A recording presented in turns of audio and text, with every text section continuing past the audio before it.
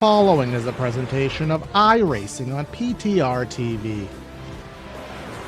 We'd like to thank all of our channel partners for their support. Please like and subscribe to the channel, and we hope you enjoy today's broadcast.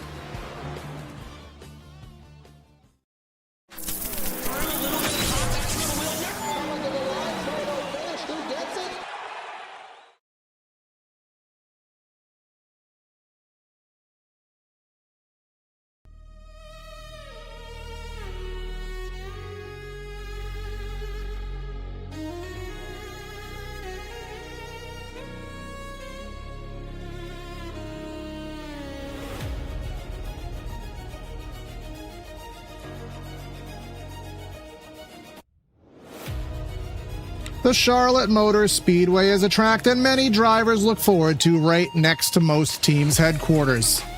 They call it a hometown track, and everybody wants to do well here, especially now here in area where there's only 3 races left to decide the 2026 championship.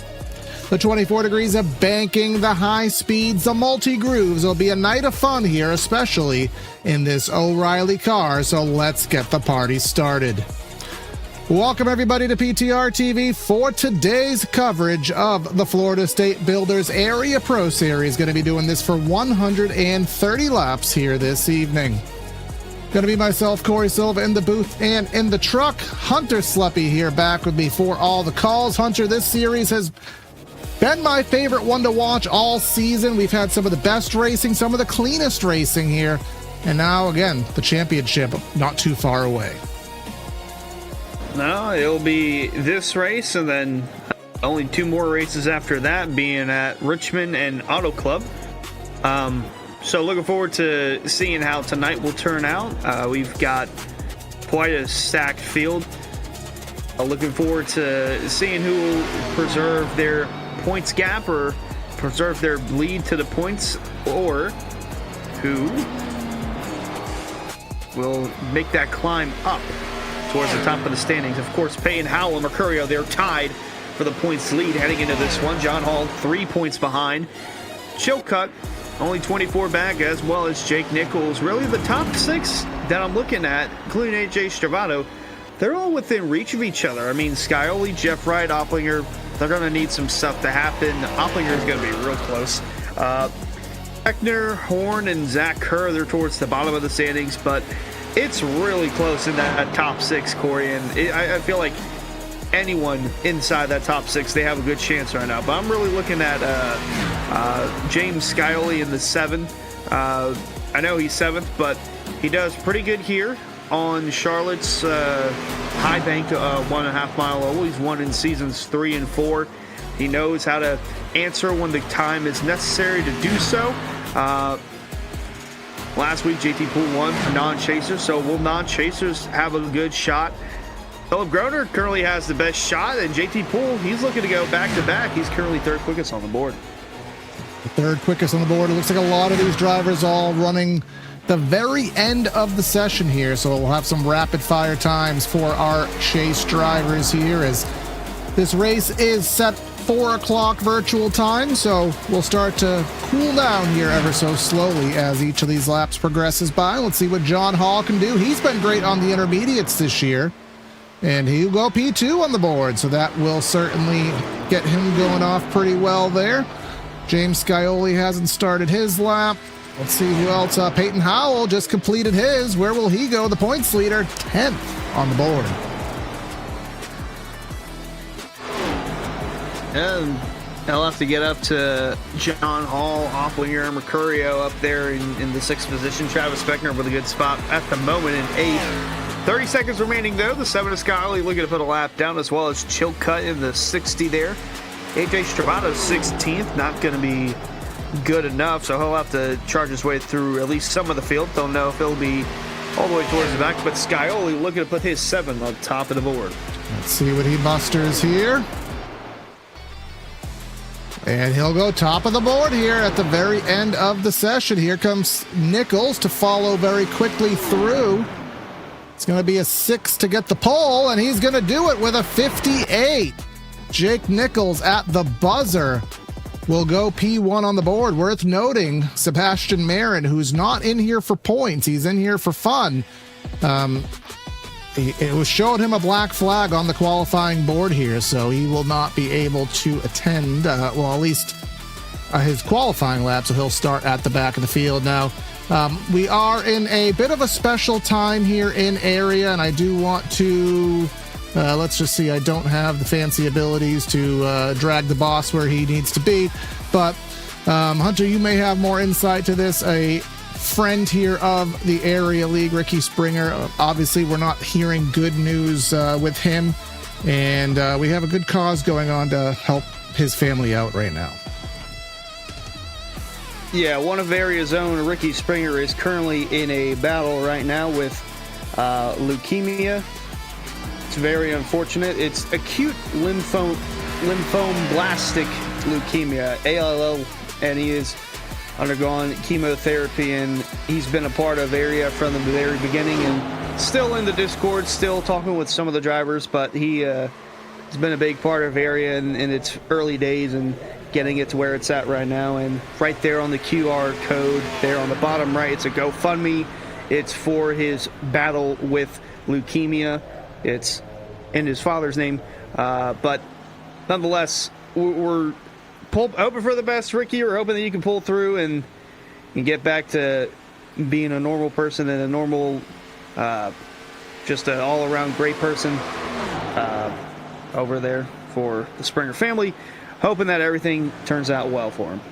Absolutely. And for those who may not necessarily be technologically advanced, if you are on a phone and you don't know how to use a QR code when you're on your phone, take a screenshot, go into your photo library, and just kind of tap on that QR code in your photo library. It will create the link and go to the page.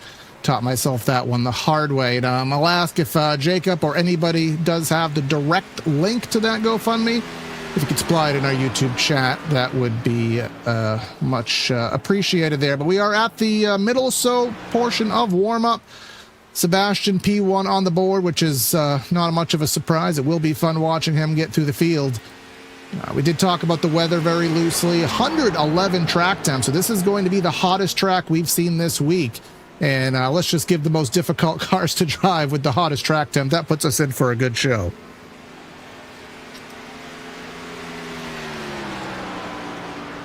Sorry, it's going to be a fun one to watch these guys go all out. John Hall, got to mention him. He did win the opener at Chicagoland, a good 1.5 mile track for him. But you did mention Sebastian Marin's in the field, and it's going to be a challenge just trying to overcome Sebastian Marin. He's won a good bit of the races this season. Got to go back to Homestead, Miami, where he won. And then John Hall again at Las Vegas. So John Hall, he's got these 1.5 miles down. Sebastian Marin as well. In fact, they're the only two to win on 1.5 miles this season. So will be fun to watch the 24 and the Sebastian Marin machine go through the field. All right, well, I'll just bring Jacob up just to kind of top off what Hunter had said about the Ricky Springer situation. Welcome, Jacob. Yeah, I appreciate you guys having me in here. And yeah, I just gave a little note to the drivers in the drivers meeting. But yesterday, Rafe Slade had reached out, and I guess Ricky Springer and his wife had made a post on Facebook. Ricky was a member of Area for multiple seasons. He was a team owner in Area. He won Cup Series races, even when our league was good, because after the first couple seasons, our league started really picking up on competition, and he won with the best of the best. So, but unfortunately, Ricky was diagnosed with a form of leukemia. He's going to start. He already had started treatment like immediately. I believe yesterday was his first day, and I think it's like 6 months of treatment they have scheduled out going through December. And like I told the guys in the drivers meeting, you know, we're at the end of the day, I appreciate everybody that shows up to race in Area. It means a lot to me. So I view everybody here as family, and Ricky's definitely a part of that family. So we're going to support him as much as we can. I saw his brother, after talking to him yesterday, set up a GoFundMe last night. The link is on the screen, which I appreciate. PTR TV, Corey, you guys putting that up and helping try to obviously raise some money, because medical expenses are not cheap. I heard he's also going to be out of work while he's doing his treatment for these next 6 months. So obviously the bills are going to stack up, and we want to help in any way we can. And also, we typically do a fundraiser race once a year around December, January time.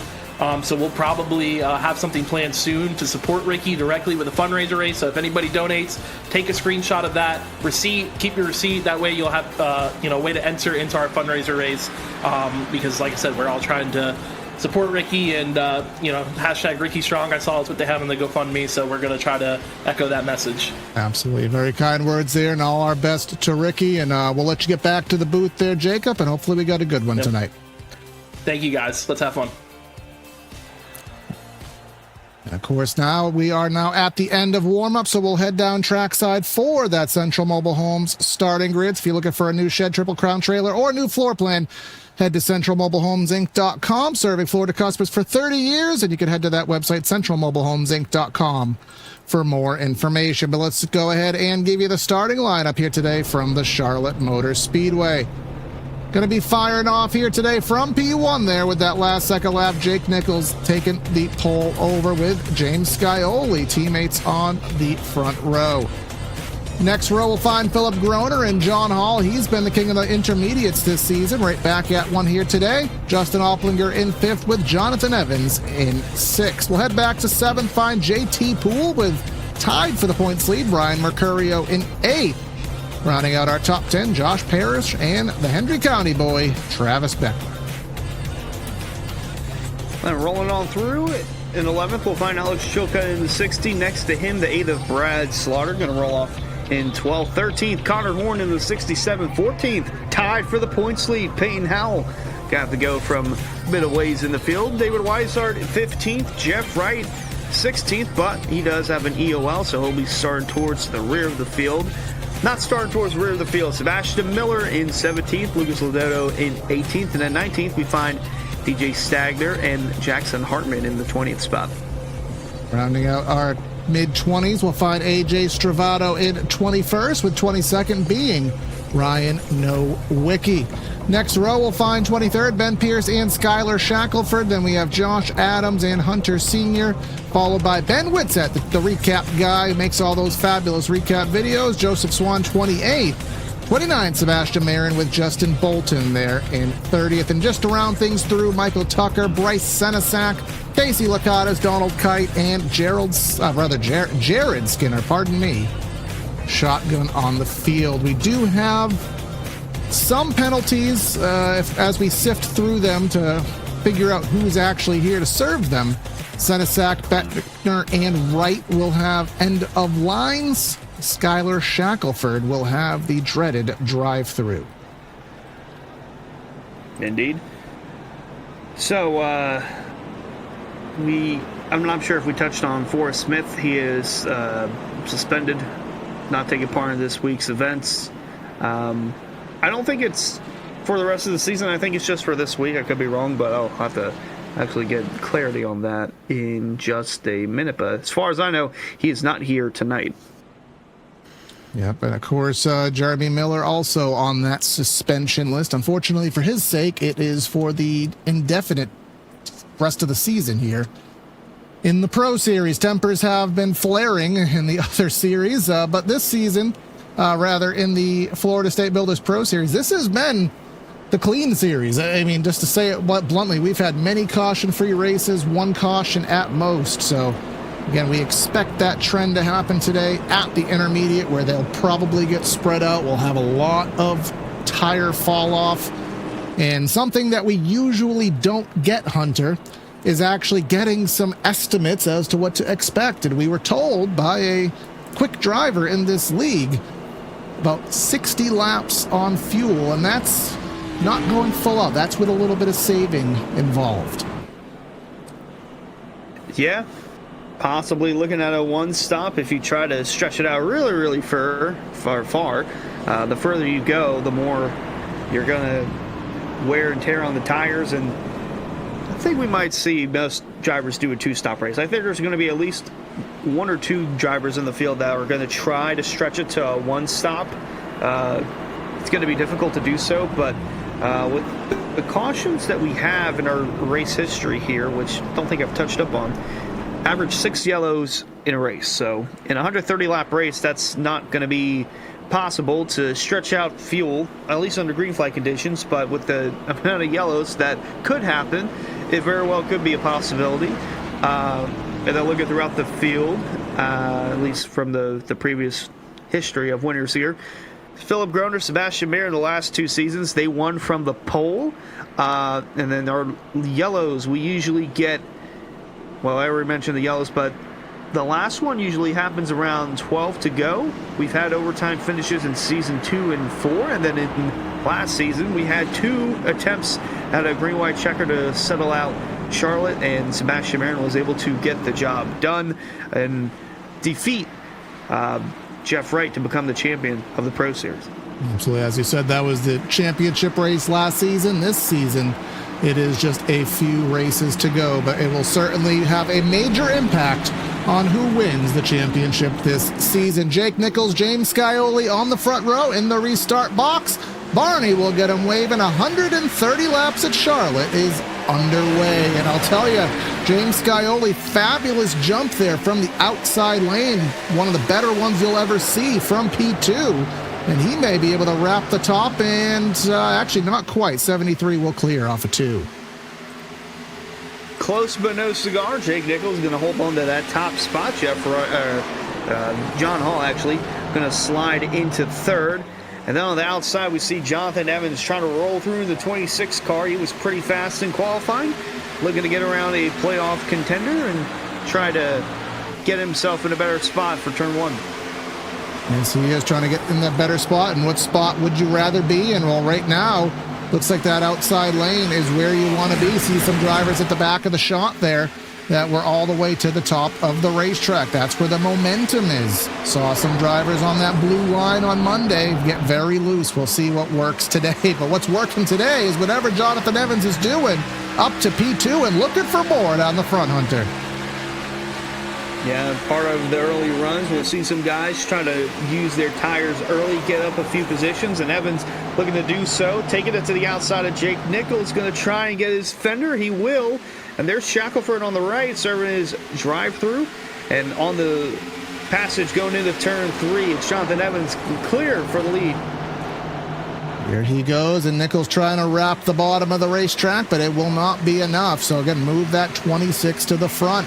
Still side by side in the back, JT Poole, who was rather competitive in the Truck Series race on Tuesday, didn't end up the way he'd like it to be, making some good efforts there. And then Alex Chilcutt, he's going to take it 3 wide to the top here. Poole will find a gap in the middle down to 2, but definitely some solid momentum on that outside lane early tonight. Yeah, Poole is in the gaggle of chase contenders here with Chilcutt and Opplinger in front of him. Payton Howell going by on the outside of him for that 9th position. So he's got a bunch of chase contenders there. One car staying in the wall back there. I think that was Lodoto that was stuck to that wall, but in the meantime, Brad Slaughter and the one of Hunter Sr. doing battle for the 12th position. Haven't really talked too much about Hunter Sr. this season, but looking like he's got a pretty good shot at a top 10 at the moment. And then there's that green Sebastian Mayer machine, number 95, working his way through. It's going to be interesting to see as he gets his way through. You talked about last season him winning this race by a whisker over Jeff Wright. And I remember that vividly. Wright had a tire call and on a green-white checker and lost it in a photo finish there. You know, that's what we've seen. We've seen a lot of photo finishes this year. Wouldn't be surprised to see one today. Marin going 3 wide to the top. Lodoto in the middle. I think that was Stravato down to the inside and up to 16th spot. Going a little further up, we'll still find the 71 of Josh Parrish, JT Poole, all the while still seeing some good racing. Chilcutt and Groner and Jonathan Evans out by 0.2. Yeah, Evans is calmed down now as the leader of the race, trying to preserve the tires, and seeing more guys go on that outside lane, trying to get some momentum on the going of it. As Philip Groner and Chilcutt are going to do battle. Chilcutt up to 6th, and Payton Howell in the 52. I saw him going on the outside. He's looking to venture a little more through 3 and 4, at least on the exit there. And then in the back, Josh Parrish was trying to get around JT Poole on that outside for the 10th position. So he is that outside where you want to be. Now we've seen JT Poole on the top. Now he's on the bottom of the track. And it seems like 1 and 2 is kind of better up there on the top, and 3 and 4 seems to be kind of equal. But again, we'll see with the dynamic track system, as hot as this track is, There may be lines that work now that don't work later, and vice versa. So right now, 71 doing a good job there to the outside. Going a little further back, Connor Horn. He is going to have a mirror full of Sebastian Marin, DJ Stagner to the top. And I'm trying to remember where it was. I want to say it was at Kansas. Connor Horn had a fabulous run, led as many laps as he's probably led all season. And he said, I could have won this race if Sebastian wasn't here. Well, Sebastian's here, but Connor doesn't seem to have that same speed tonight. There's a lot of people this season that could have said that I would have won if Sebastian Marin wasn't here, but Marin is here and he's inside the top 15 now. He's still trying to find his way around the 04 of Stagner, still getting him the run for his money on the outside going into the 1, but Connor Horn trying to get settled in, possibly suit up on the long run. We do see some comers and goers throughout the field. We're only 10 laps in on this stint, but one thing's for certain, those that use the outside lane to their advantage early, they're reaping the benefits of it now. Jonathan Evans up 5 spots at the start of this one. Alex Chilcutt up 6 positions. Peyton Howell also up 6 positions. And Hunter Sr., I think a mixture of speed and guys with EOLs and drive-thrus. He is up an astounding 14 positions. It's the most of anyone so far tonight. I thought Sebastian was going to try to go 3 wide in the quad oval there. And any kind of turn to the right in the quad oval is usually a death sentence there. But he managed to wrangle that thing in. Here is, I believe, John Hall going to the outside of Chilcutt here. 4th and 5th skirting at it. And here we go. Jake Nichols has closed to the back bumper of the 26. Saw it the other day. Some drivers will shoot out of a cannon, then give it all back. Perhaps that's what's happened to Jonathan Evans, but he'll use the momentum from the outside. He'll hold off the charge for now. And Chilcutt and Hall still duking at it for that 5th spot. Yeah, so I'm not sure if we mentioned this or not, but Jonathan Evans was an all-star winner, and it was at Charlotte, and we talked to him Tuesday night. He's not going to run any more truck races, but he had a solid showing in that series, and really has a good feel for this place as of now. As we got contact going in the 1, the 60, and the 24. They're up in the wall. Chilcutt and John Hall, 2 chase contenders going at it. Yeah, let's just try to quickly see. Get a slightly better look at that here off of the corner. Chilcutt and Hall, hopefully no damage done there. We know we're at a track where aerodynamics matters. Looks like they both kind of fought over the same line entering turn 1, but should be pretty just a scrape to the wall, a scrape to the paint scheme there, but I think they both should be fine.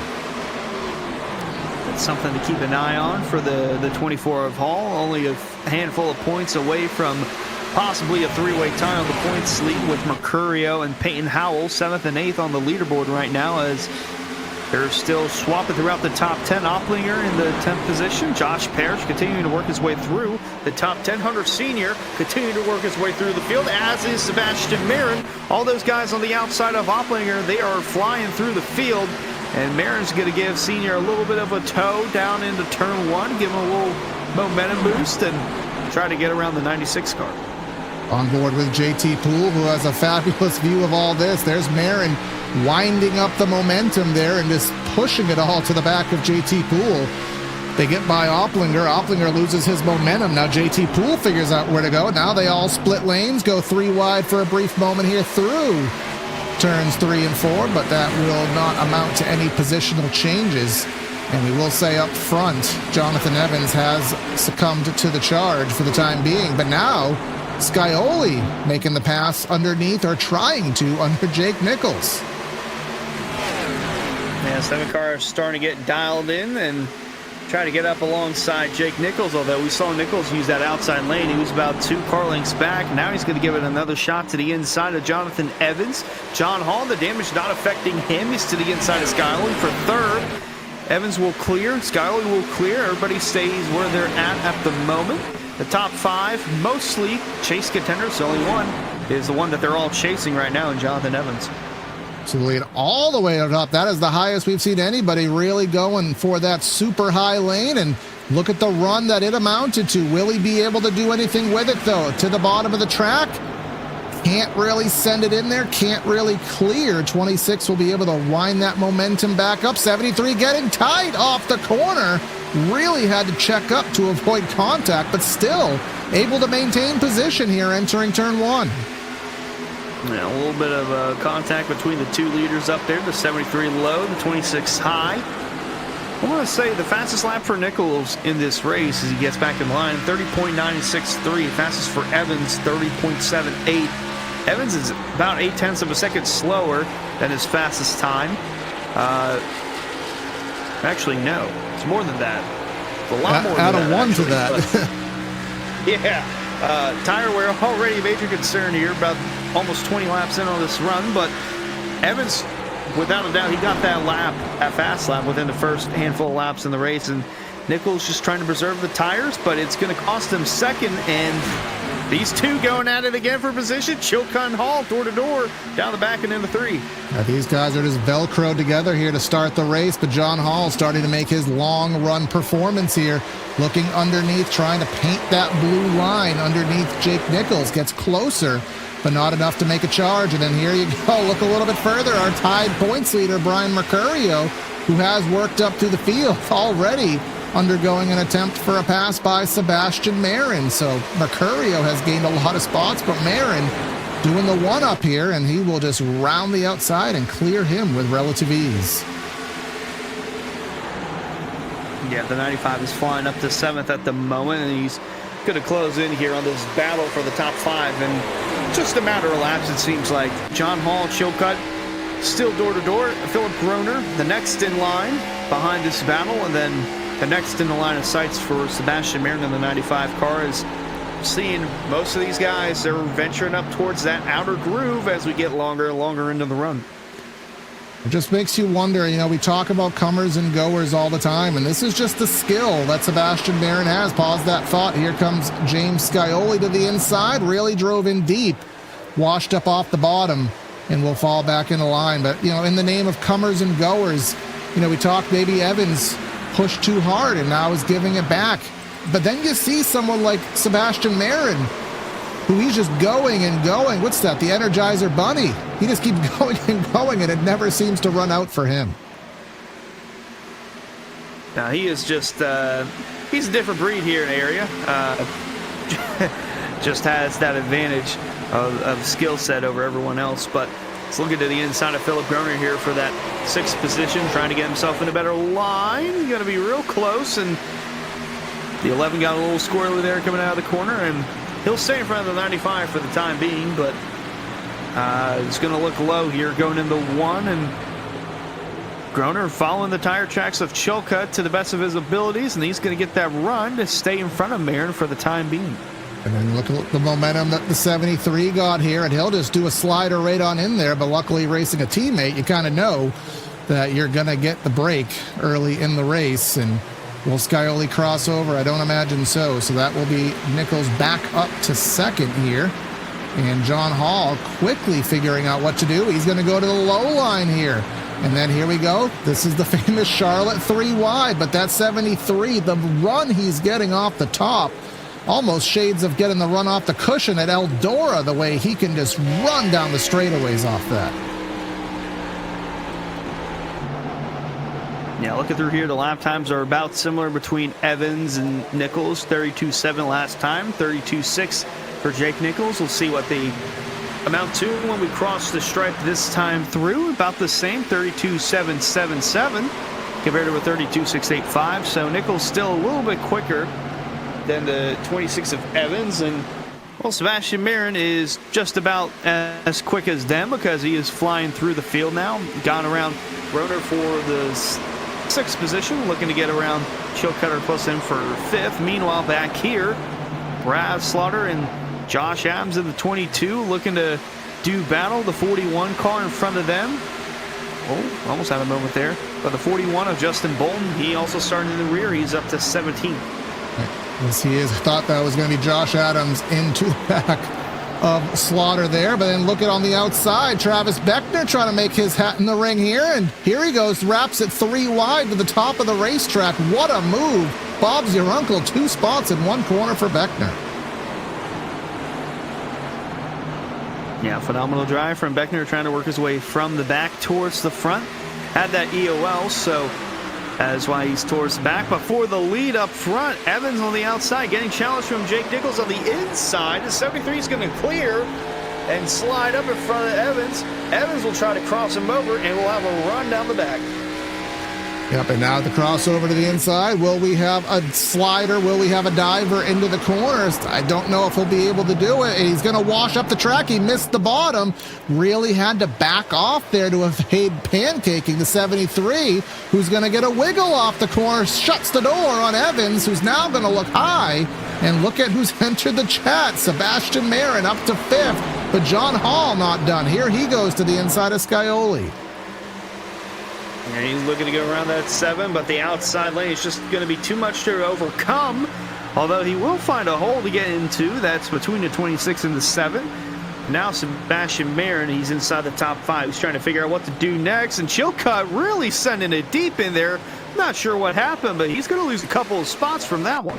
Yeah, that was a very, very pointed move there. Let's see. He was trying to get by Philip Groner here, and oh yeah, he went in so deep he barely could control the car. He was just drifting up the track, and Sebastian maybe had to kind of grasp for life there as he almost got left reared, but we all survived through it. John Hall, all the meanwhile, up to 3rd, trying to go to the outside of Evans, as here comes Marin to the inside of Scioli.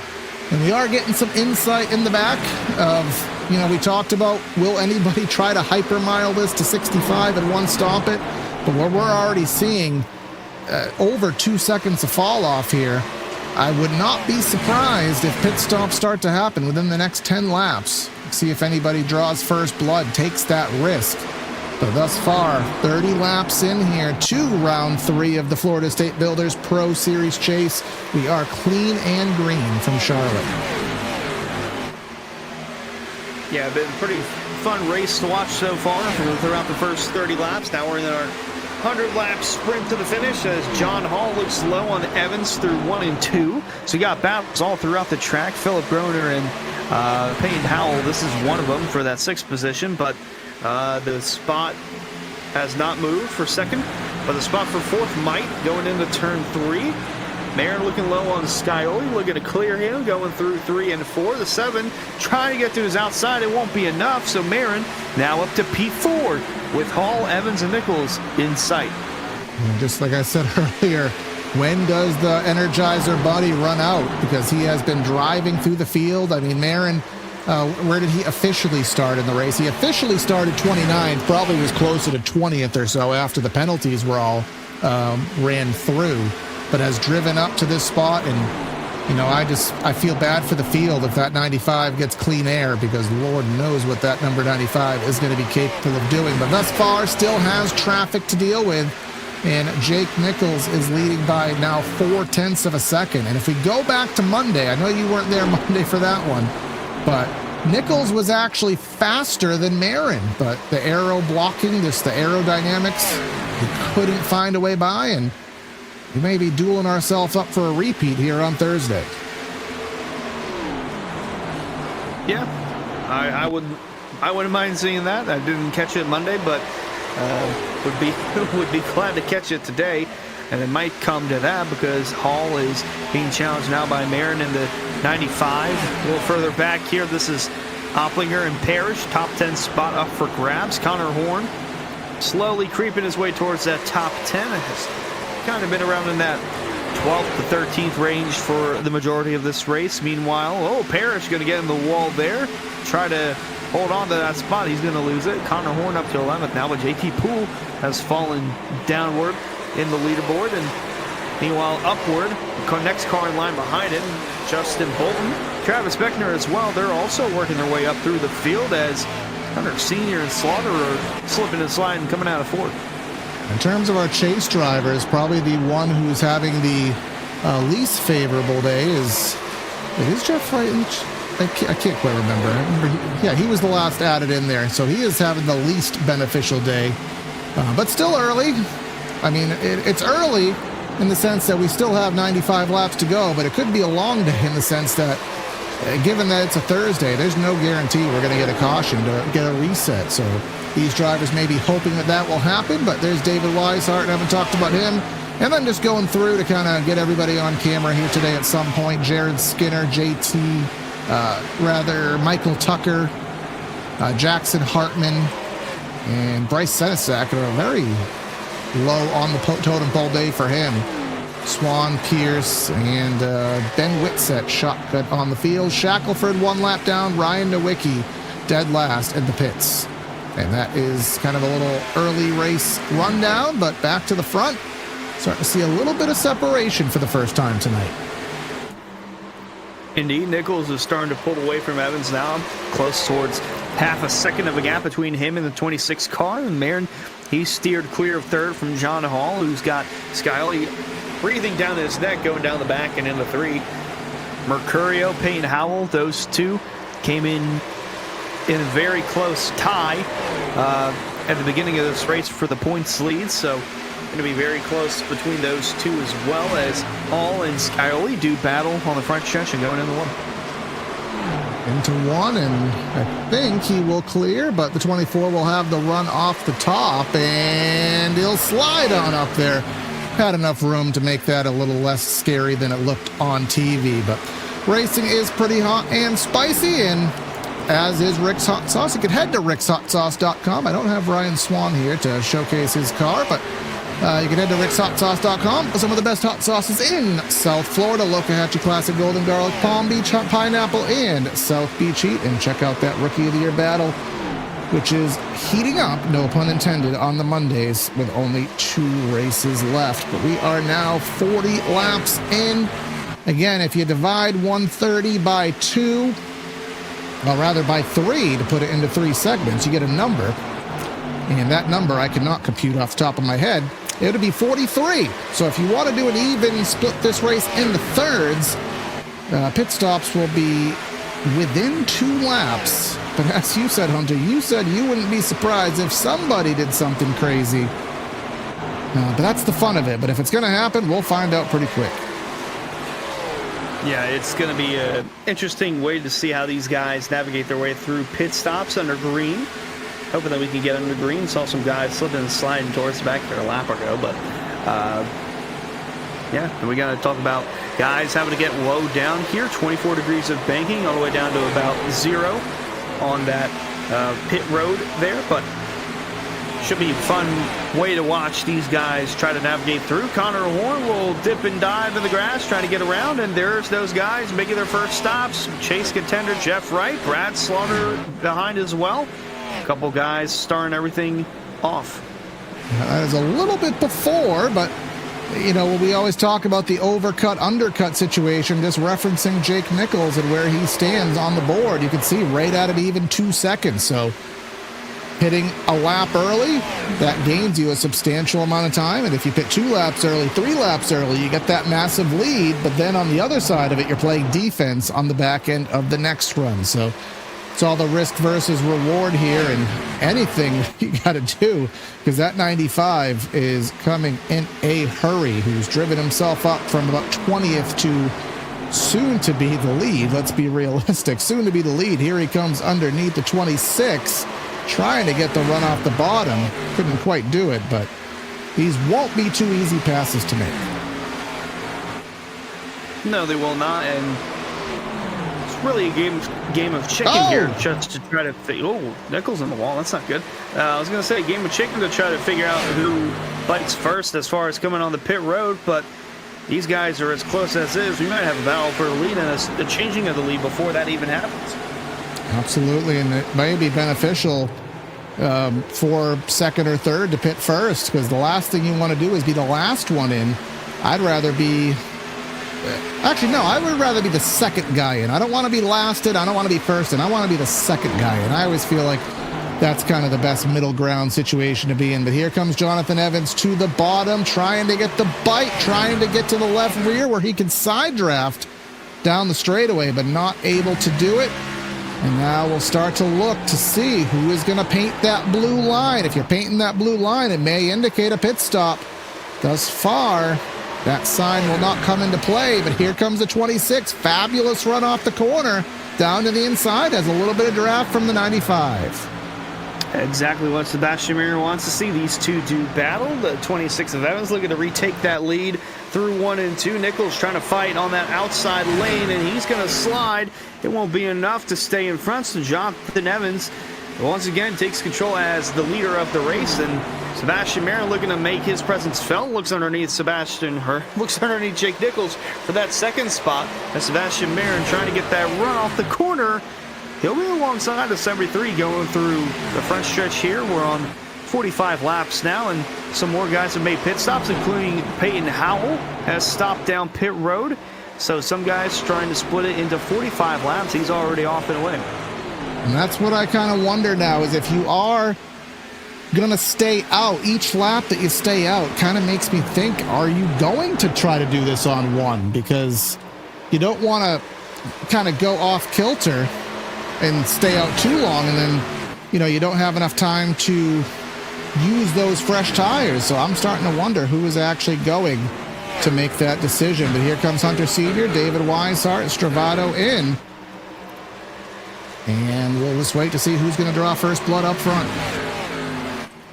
The Alplinger has come down pit road, another chase contender as well. And while these three are doing battle, the 7 of Scioli seems to be slowly closing into the battle here between these guys. And it seems like on the really, really late run, that 7 car starting to get everything dialed in, was really good on this last lap compared to those that were doing battle there. 33s for both Evans and Marin, and as well as Jake Nichols, a 32.9 for the 7 of Scioli. He's won here a couple of times as Connor Horn making his way on pit road. Guys are coming out of pit road down the back, and in this about to be 4-horse race for the lead. Marin looking low.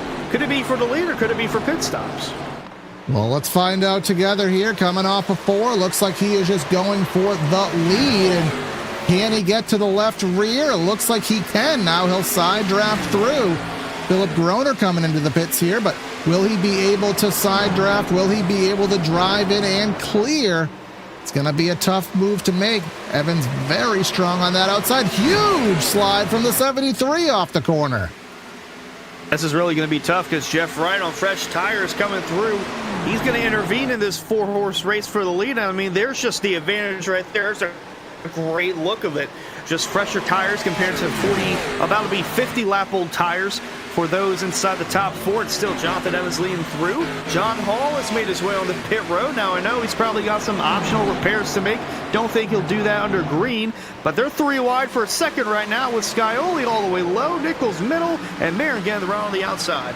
You talked about Scioli showing that late run pace. Marin has got up to second, but Scioli seeming to almost have a little bit faster of a car at this long run in the race. Of course, Marin had to do a lot of work to get here. Maybe now he's starting to feel the negatives of that. Somebody back of the shot there made some pretty good wall contact there as we go 3 wide in the quad oval. Again, this is some of that new tires, old tires, and this is where, if we're going to have a caution, this is where it gets very scary. Yeah, there's Alplinger and holy Toledo, AJ Stravado coming through on the bottom. Those are chase contenders that have really made their way through these lead lap cars.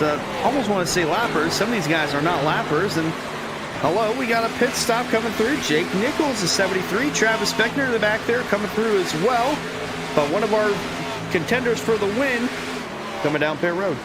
And that, you have to imagine, is going to bring Scioli this time by, and I imagine it's going to bring Marin and Evans, one of the 2 of them. I mean, they're not going to be able to go to the end of the way, so they're going to end up having a shorter run to the end. So that'll be interesting. But here comes Marin. Here comes Scioli. Evans will remain on the track for one more. Marin going in deep. Holy Toledo. Watch for that black flag logo. Watch for that black flag logo on the 82. He went in deep. But thus far, that was a somehow, I was about to ram in the back of one of them. Somehow, yeah, I mean, he gave it every last millisecond there. Again, iRacing did tidy up the pit stop sequences here. They don't give you as much leeway at that cone. Well, I'll tell you, he got every last bit of leeway and then some. But did not show a black flag, so that is the new standard of getting everything she's got. Jonathan Evans coming down pit road as well. JT Poole will cycle out to be the leader. And there is Jake Nichols coming out ahead of Sebastian Marin. Brian Mercurio and the 7 of Scioli as well. Mercurio actually gained a spot coming out of that pit stop from that. He got ahead of the 7 of Scioli there. So very pivotal towards the chase, and we'll see how that plays out. In the meantime, Poole will continue to lead. Marin will get his lap back, as will Mercurio and Scioli, as they're just that much better on fresh tires. And right behind him on the bottom, somewhere there it is on the bottom, Chilcutt has yet to pit. They're going to do battle for the lead. Yes, indeed, and this is the most stressful time of the race for many of these drivers, because you want to get back onto the lead lap. If a caution does come out, you don't want to be the wave around car, because it'll put you at a tire disadvantage. So being on the lead lap will at least let you get back into the game without too much damage. So right now, Evans on the lead lap. Travis Beckner will be the next one to get a lap back, and he is right there in the shot. He's going low, and he's about to go low again.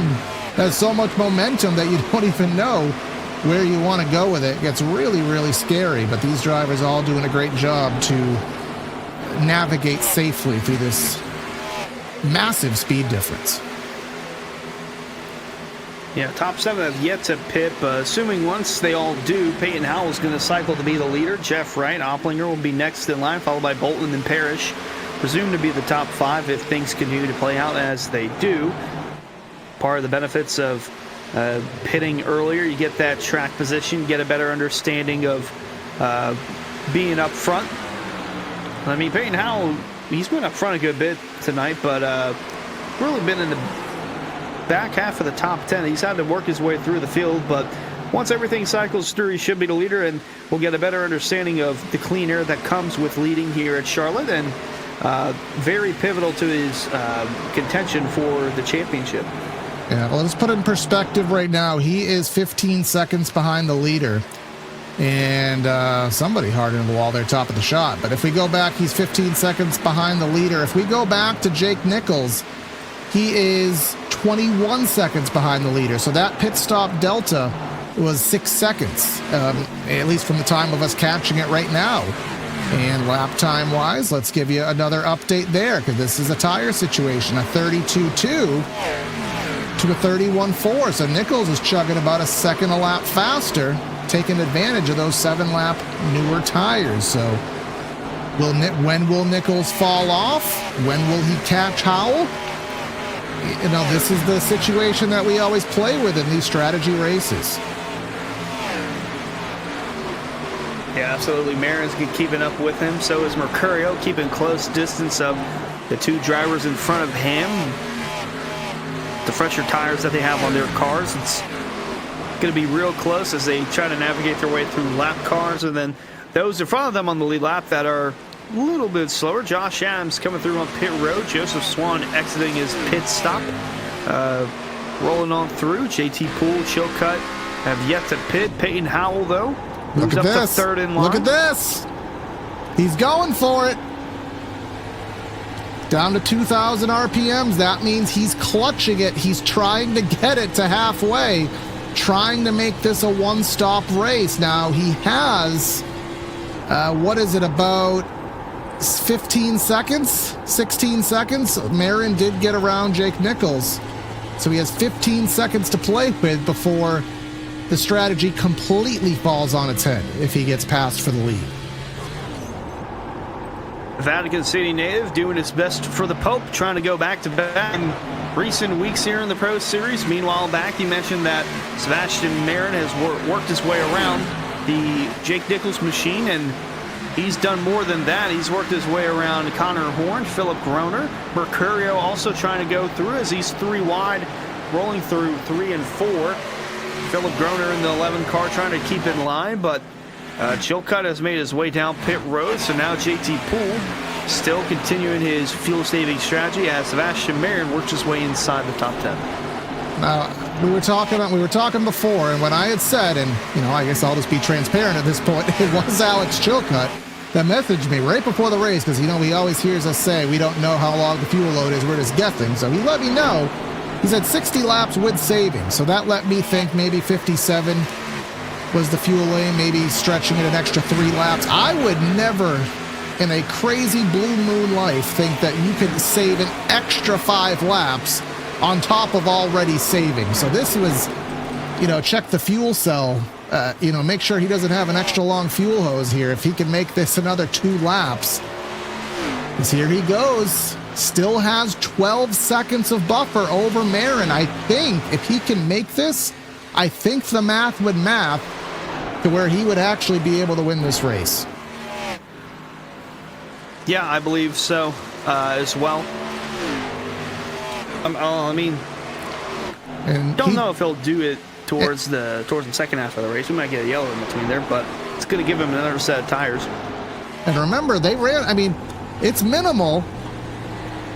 Oh, here he goes. He's a lap short of it, Hunter. He's a lap short of it.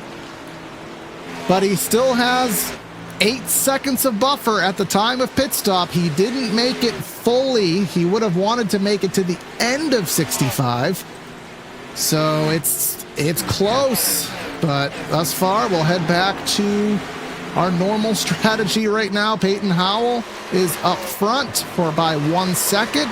He has 5 lap older tires than this gaggle behind him, led by John Hall, who has gotten... Actually, no, he has just become surpassed by Sebastian Marin. Opplinger has come out pretty well on the end of the spectrum as well. Got pretty good inside the top 5 from pitting earlier on the different strategies between the leaders that are working their way through him now.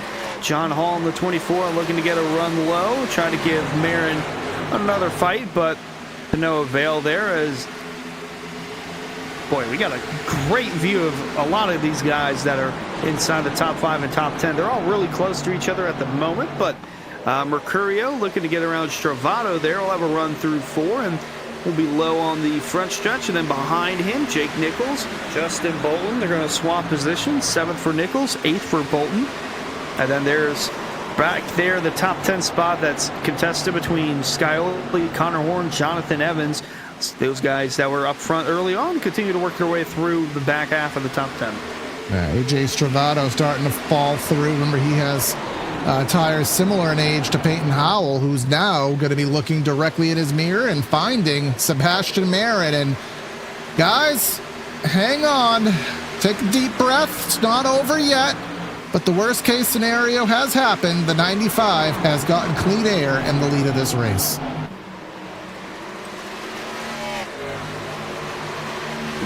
We're almost at 70 laps of completion on this race, and still no yellow, but Marin in a real good spot. Peyton Howell, even though he lost the lead, he's still in a pretty decent spot, but he's going to have to contend with John Hall behind him. Again, these two really close, separated by 3 points for the top spot in the championship standings. Brian Mercurio entered tied with Peyton Howell. All these guys are running inside the top 5. Jake Nichols, he entered tonight a good bit of ways back compared to those guys. He entered just about 24 points back, so Nichols really needing to have a strong showing tonight to stay with those guys in the first 3 positions. And then 4th in the standings tonight was Alex Chilcutt. Chilcutt looking for him on the leaderboard. Can't really see him unless he's there and playing. He's down in 25th. He kind of, he tried to make it all the way to the end, but he couldn't make it as far as JT Poole. So he's in a really awkward strategy position right now. So this is going to be a bleeding points day unless something drastic happens. And if you want something drastic to happen to your backyard, you can go to Blue Tip Pool Builders and bluetippools.com. They can get your pool up to snuff. Outdoor lounging area, they can get it for you. Or an outdoor kitchen. As the summer comes to a close, make sure you can entertain in style before the end of the season. Head to bluetippools.com. As Opplinger trying to get by Stravato, who is on older tires relative to who he's racing, but he's still showing some pretty good pace up there. He's not just, dropping like a rock, even though he has that older rubber. Yeah, he's trying to give it all he can. Shavato and Opplinger on the different strategies compared to James Scioli as he's working his way around that. Brian Mercurio working his way around Peyton Howell for the third position.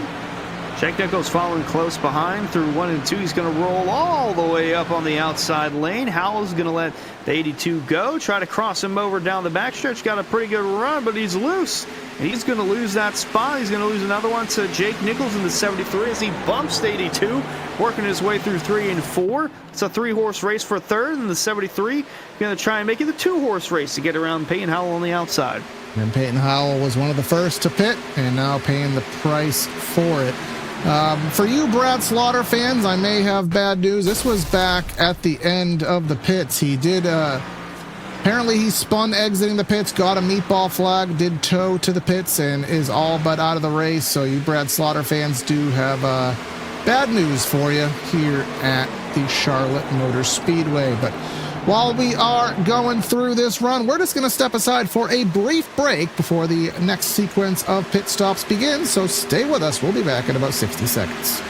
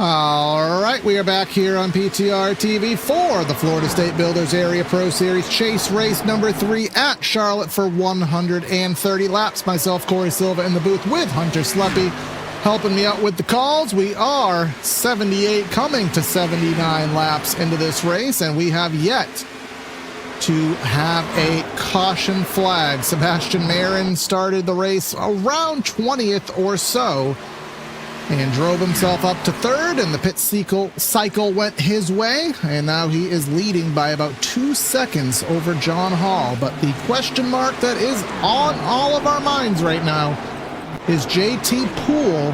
He is the odd man out, trying to do this race on one pit stop. He made that pit stop a lap before halfway, and he is trying to take this fuel load all the way to the end of the race. Now he's looking to go back-to-back on the Pro Series side of things. Got his first career Pro Series win a week ago at Bristol, and Again, from Vatican City, he's got the Pope on his side, so it might be enough to sprinkle a little magic in there and make the fuel work and make it happen. But up front, in the meantime, James Skyley, Jonathan Evans are going to do battle here for this 5th position. Up for grabs. Evans will tuck in the line. Now, Evans led for a good bit of this race before we had our green flag pit stop cycle, and Jake Nichols, Sebastian Marin were swapping places before pit stops. So I think Sebastian Marin is probably going to be close enough to lead the most laps right now, but Jonathan Evans, he won the All-Star race earlier this season that was held at this track in a different configuration of a race car.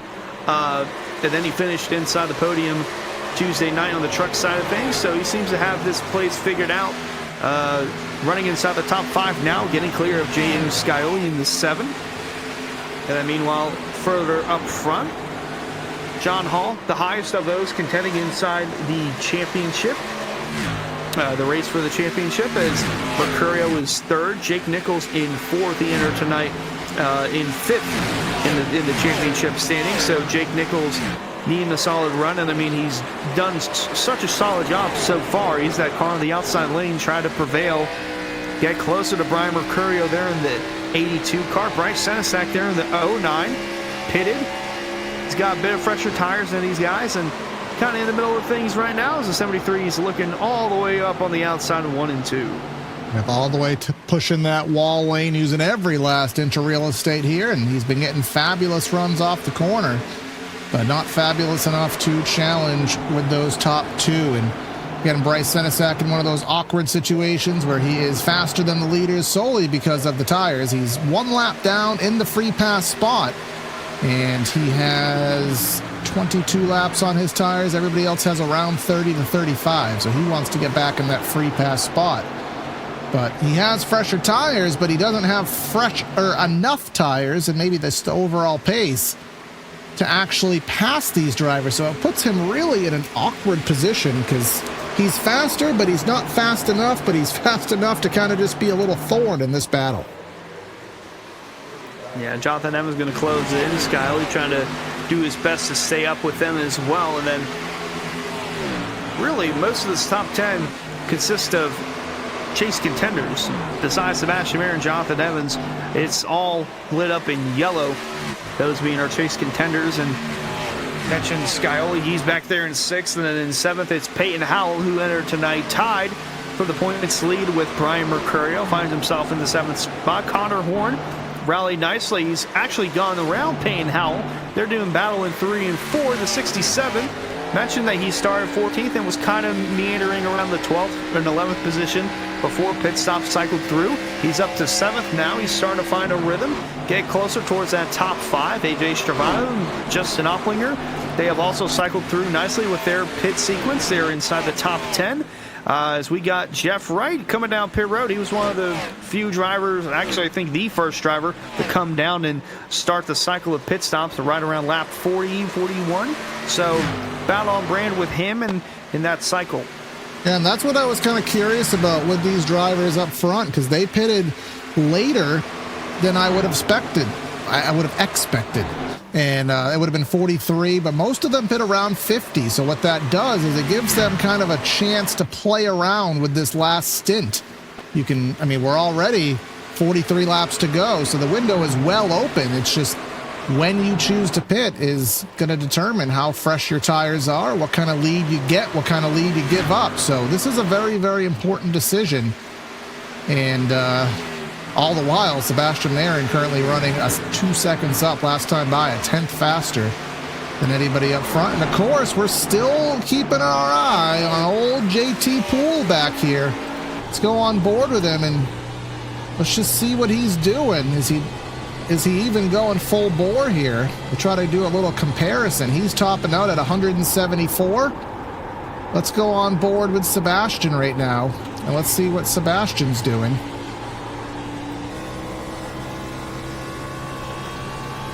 .174, and they're 180, so a whole 6 miles an hour slower on the straightaway JT Poole's trying to do to save fuel. And Payne Howell coming in, Justin Bolton as well again. These guys pitted a bit earlier than our contenders up front, so they're committed to their cycle. Up front, John Hall hanging on, and I'll tell you, we always joke, well, if Sebastian wasn't here, what would the race be like? This would be the battle for the win right now, and it would be absolutely crazy because all these drivers, Mercurio, Nichols, Evans, Scioli, we'll even throw Connor Horn. He's a little further back, but he has the pace right now late in the race. They are really just kind of velcroed together. They can't separate. John Hall, he'll get second. Mercurio will get it back, and then they'll just flip-flop that position. But do have some more pit stops. Here's Philip Groner, Josh Parrish coming in, and we're just waiting to see who is going to draw first blood of our leaders. Oh, Travis Beckner, Opplinger coming in the pit road. Beckner pitted the same time as Jake Nichols did, so curious as to that strategy there, but gonna have to do something different to work his way closer towards the front. Weisler coming in as well. I think these guys, they're waiting on that 95 to come down pit road, as the later you stay out, the better your tires will be in the longer run, because they'll be the freshest out of those that have pitted. So while these guys are all doing battle, Marin is pulling away to a 2.3 second gap. And it makes me wonder, I mean, I almost wonder, it really makes me want that's a Maroon 5 song, why one of these drivers hasn't pitted early, because we're talking about 2 seconds of fall off. You pit 2 laps early, it at least puts you in the ball game of where Sebastian is. You know, it might just be a Hail Mary. Maybe Jonathan Evans would be one to want to take that chance. No, John Hall's doing it. Yeah, because Jonathan Evans, he's not fighting for points, so him maybe going for a riskier strategy, you know, I would think that'd be something I'd be willing to do, but we'll see what the choice ends up being. Mercurio finally clearing for second. Of course, helping out by John Hall being in the pits. And again, we just await, and of course, this being the money stop, we saw how hard Mercurio drove into the pits the first time, but I thought he was going to get a penalty. This is going to be the money stop as well. Got to push it, but not too far. Marin's in. Marin saw that move from John Hall and decided to come in now and try to stay ahead of the curve. No Peroni's disease ad here, but AJ Stravado coming in as well. Absolutely. Leader drawing first blood. He had the lead to make it happen. Here comes Jeff Wright, who is on fresh tires, I do believe, working his way through in that Pepsi car. He is in the chase, not having the day he would like. Here comes Mercurio in. Is he going to drive in as deep as he did the first time by? He is. That's major lockup, hopefully, at the right speed. Big lockup on the 82 and the 67 coming through. Connor Horn trying to get on the same strategy as Mercurio. Meanwhile, the lead has cycled to Jake Nichols in the 73. Jonathan Evans there with him. And it looks like Peyton Howell is caught up with the leader. So the 7 of Skyle, he could be coming down the pit road this time. Yep, he is coming down. Peyton Howell got through all of them. Nichols and Evans are going to go side by side for the lead going into 1 as the 7 makes his pit stop. Now, again, the one thing that could be very beneficial is if a caution comes out right now, Sebastian Marin is trapped a lap down, but not for much longer, because you can see him right behind these leaders right now. So if a caution comes out now, it would trap him a lap down, but let's just say the odds of that don't seem to be very high. But the odds of Jake Nichols pitting, very high. Marin splitting the gap there. I think it looked a lot more scary than it was in reality as Nichols locks it up on entry. Yeah, trying to get ahead of that Sebastian Marin machine in the longer run, the longer stint. He's gone around Jonathan Evans. There's John Hall. So Hall pitted a lap before Sebastian Marin, and the Marin machine is still in front of him. Yeah, that just goes to show the gap he had prior to the pit stop, and Evans still staying out another lap. So is he hoping for a caution? Because every lap he stays out, that puts him further and further behind the 8 ball. But at the same time, he's going to have less and less time to work with here, because the race obviously only has a finite distance and it's only 30 laps away. Of course, if you want to get your area swag and you want to help out the league, head to shop.areairacing.com for all your high quality merch. And of course, check the description in our YouTube chat. Consider helping to the Ricky Springer Foundation, helping him out with his leukemia and everything he's undergoing, help the family out in their time of need. A longtime area friend, winner, and colleague. So link is pinned in the description, or you can use that QR code. As Travis Beckner going around the outside, Jonathan Evans remaining on the racetrack still. And Ricky Springer, he won back in season 4 on the Cup side of things, so Jake wasn't lying when he said he beat the best of the best, and he really did. He really gave him a run for his money on the Cup side of things, so we're wishing all the best for the Springer family and everybody around Ricky, hoping that he can pull through. Meanwhile, we're about to go in our final 30-lap stint here with Jonathan Evans leading, John Hall, Jeff Wright working their way through. Actually, Hall getting around Jeff Wright. They're all chasing that number 95 of Sebastian Marin as he's gone around Peyton Howell. Those guys are doing battle. There is JT Poole. I'm not liking this anymore, Hunter. I'm not liking it anymore. So look, right now, I don't know how the math didn't math this time by, but he is 11 seconds off the lead now. He is only 8 seconds ahead of Sebastian Marin. The last time by, he ran about 3 seconds slower. So I don't know how the math worked the first time by, but the math is not mathing here. It's certainly the odds of him being able to hold off Sebastian at this rate for 30 more laps is gonna be. Also didn't help that.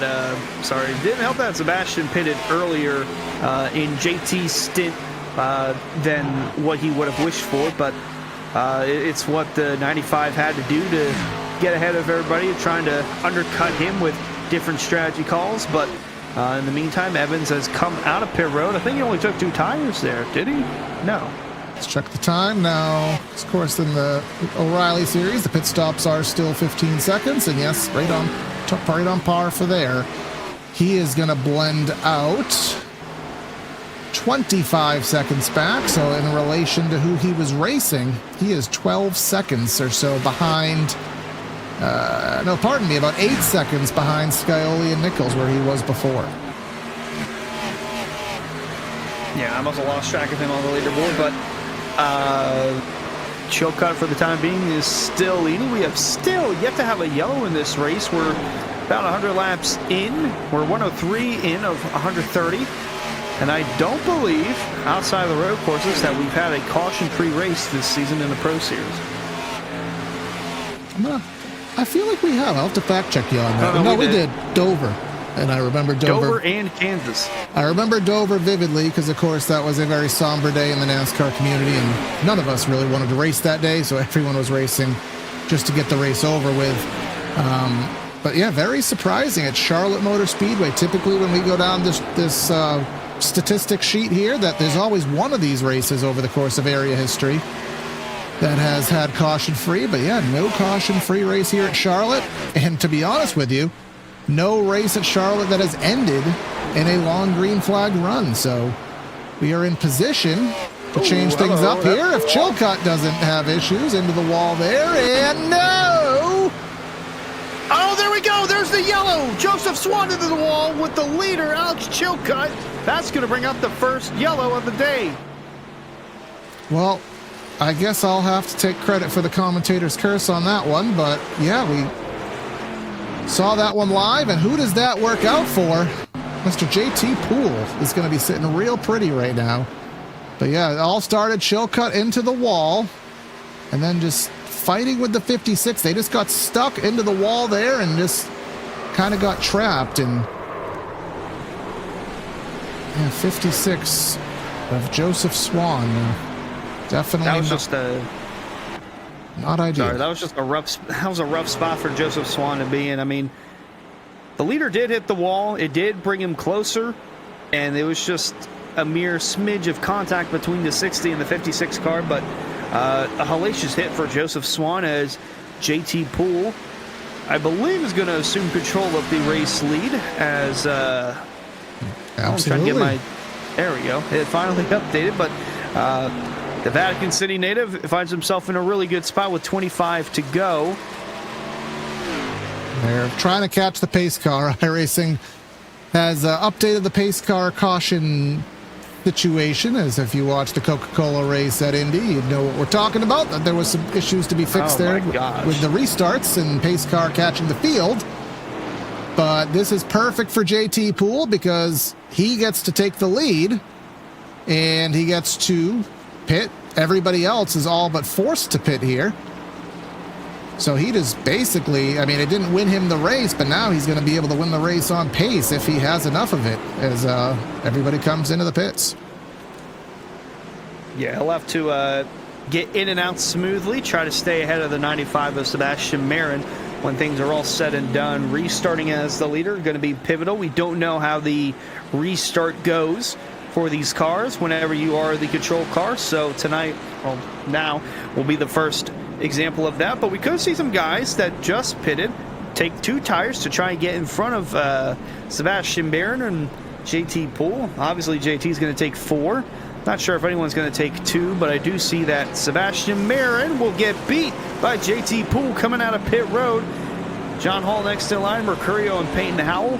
3rd, 4th, and 5th are all up there for the championship.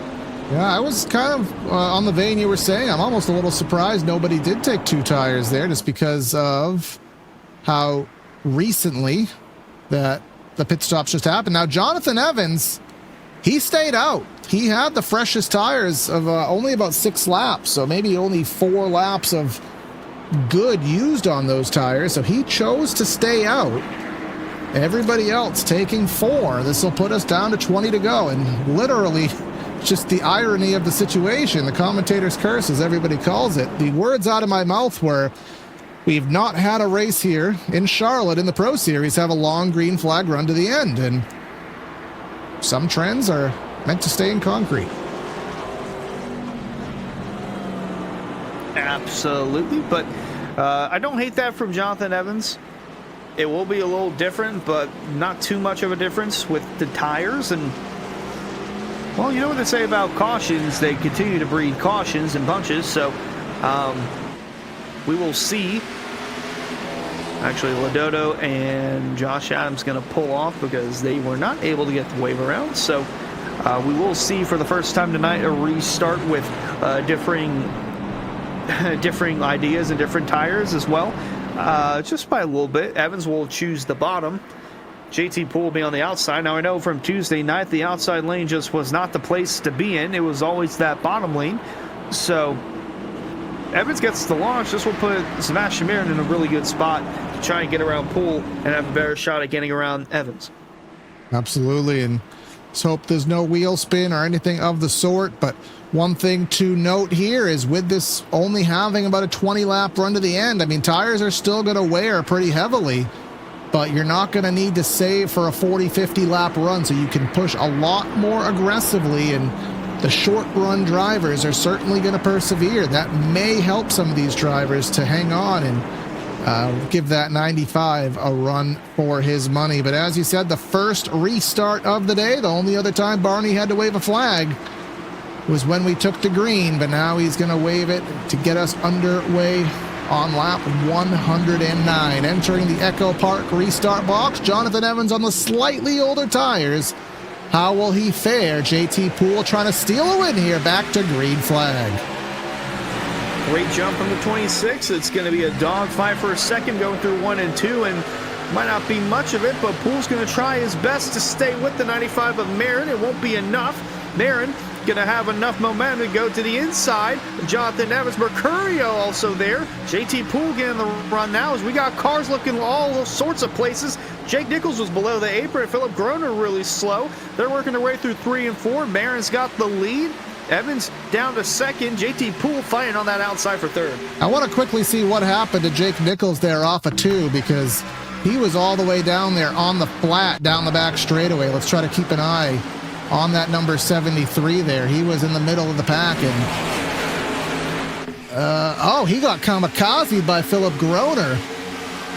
So able to blend back up. Not sure what happened to that. We don't want to take too much eyes off of the live footage here, but JT Poole not able to hang on, didn't get the restart he'd like. Tight racing with Mercurio there. But now Sebastian Marin has everything he needs. He has the lead, and he has the slightly older tires of Evans holding up the rest of the field. Indeed, Mercurio up to third, pulled down to fourth. Hall and Howell on that outside lane trying to generate runs big enough to get around that 28 of Poole as they all find themselves inside the top 5 now. Poole on his way outside the top 5, the 48 of Jeff Wright, putting himself in a good spot to come home with the top 10, maybe even a top 5 as John Hall goes through the grass. Not sure what happened there, but he's still keeping his foot in it. Howell on the outside, and now Hall is 3 wide with Poole, and the 48 of Jeff Wright's going to be real close as Poole threading the needle nearly 4 wide through turn 2, and the 28 car with the Vatican City Pope behind him is keeping his name inside the top 5. Yeah, they were not lifting until they saw a checkered flag or heaven there. I can't remember exactly what the saying was, but definitely not given any inches there towards the end of the race. But here comes Brian Mercurio in the 82. Again, he is tied for the points lead with Peyton Howell. He would come out of today with the points lead if the race was to end now. He will clear for P2. This is the best track position that 82 has had all race. He's only a half second back. We'll see what he can do as they're still almost 3 wide in the back. Beckner looking to the bottom. Yeah, Beckner looking to get a top 10 showing here. He's got that spot for the time being, but a couple chasers behind him, quite a bit actually behind him, trying to take that position away. Scioli to the outside, Stravado, Horn, and Nichols still all with a good chance to finish inside the top 10 for the time being. It's still Travis Beckner. Scioli will have a run to the outside. Stravado will follow suit with Connor Horn behind. John Hall again is trying to stay inside the top 5, but Payne Howell working that outside lane to his advantage. He's going to try and navigate his way around both Hall and Jonathan Evans as Poole has now steered clear for that 3rd spot. And then just behind that, Scioli on the top of 3 wide. They're in the quad oval. Stravado in the middle. Scioli to the top, Beckner to the bottom. They'll remain 3 wide through 1 and 2. And that's a tight 3 wide. Hopefully there's no looseness there. That was Jeff Wright hitting the wall just in front of them. And they're still 3 wide. Oh no! Goes Stravado. And he just got T-boned. Yellow back out. Yeah, what did you say earlier, Hunter, about when a caution flag flies?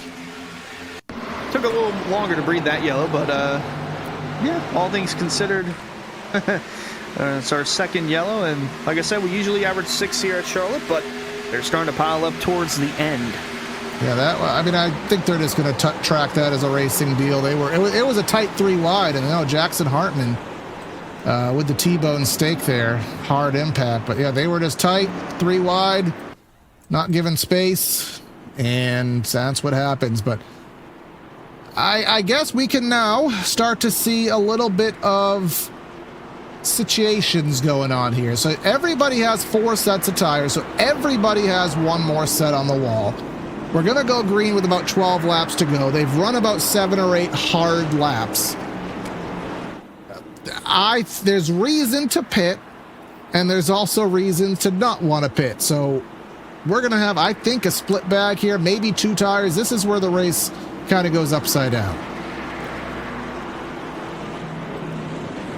Or maybe not. Oh, JT Poole stayed out, and I think most stayed with Sebastian Marin and followed him suit. I'm really shocked. I would have thought more people would try to stay out, but I'm with you, Corey. We might see some 2-tire stops here.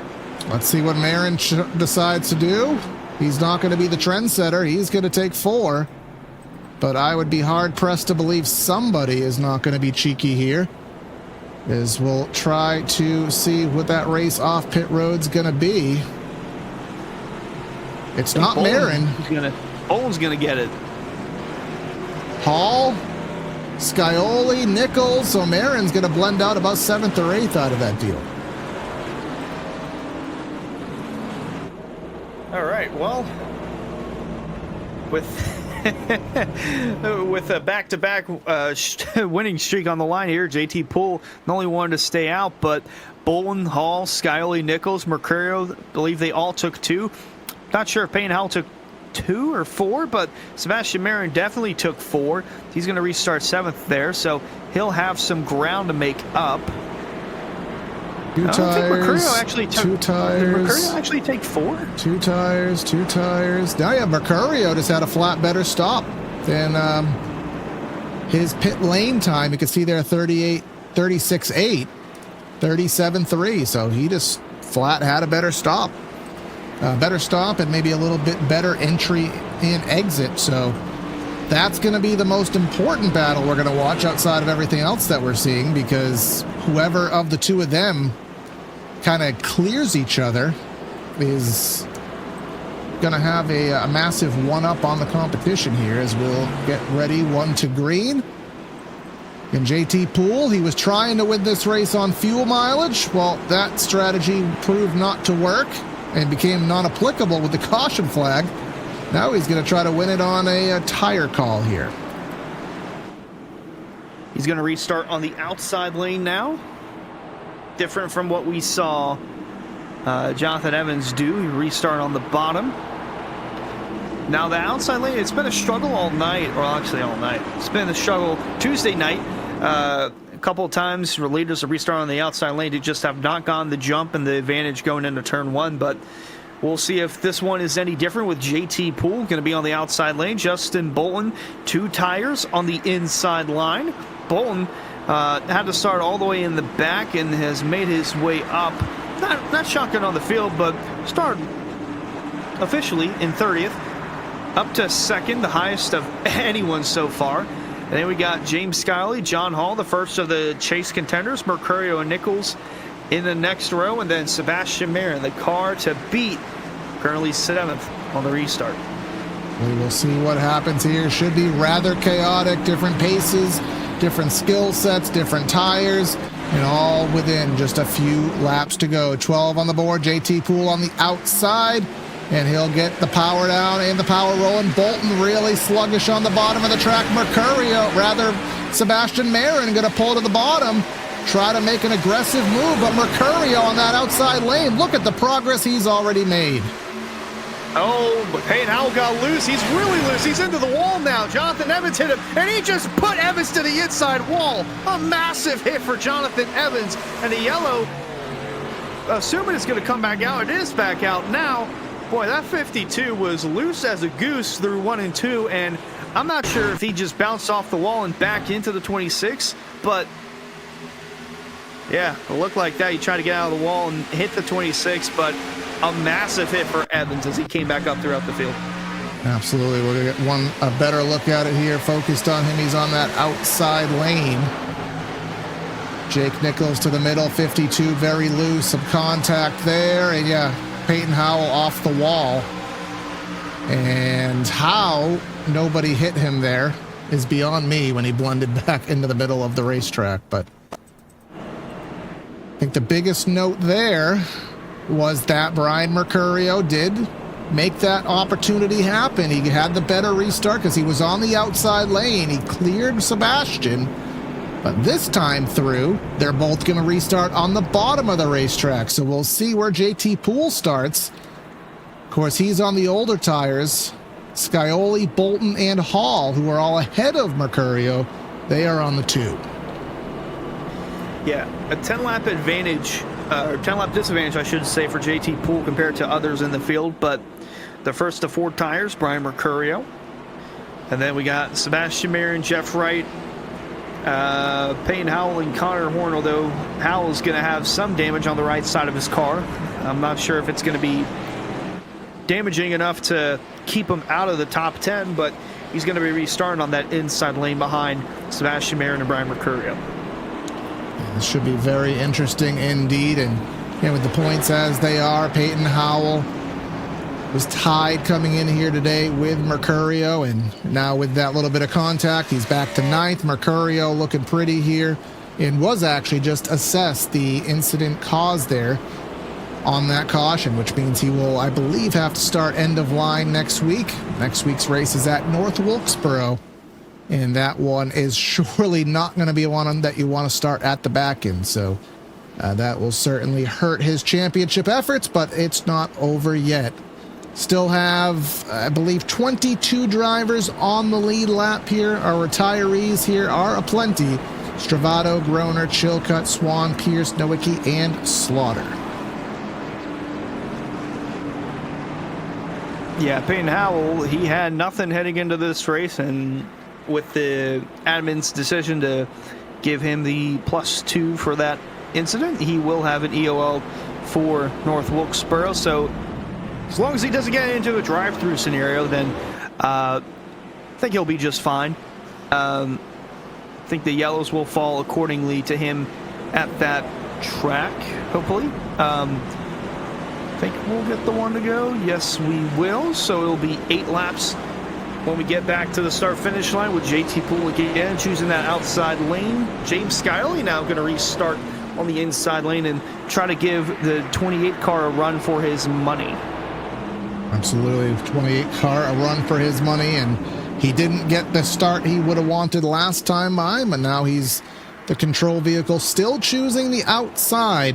And then as you look behind on that outside, as you said, you find John Hall, you find Jake Nichols, both of them on the 2 tires, of course, Marin and Mercurio, and then basically everybody else behind them going to be on 4.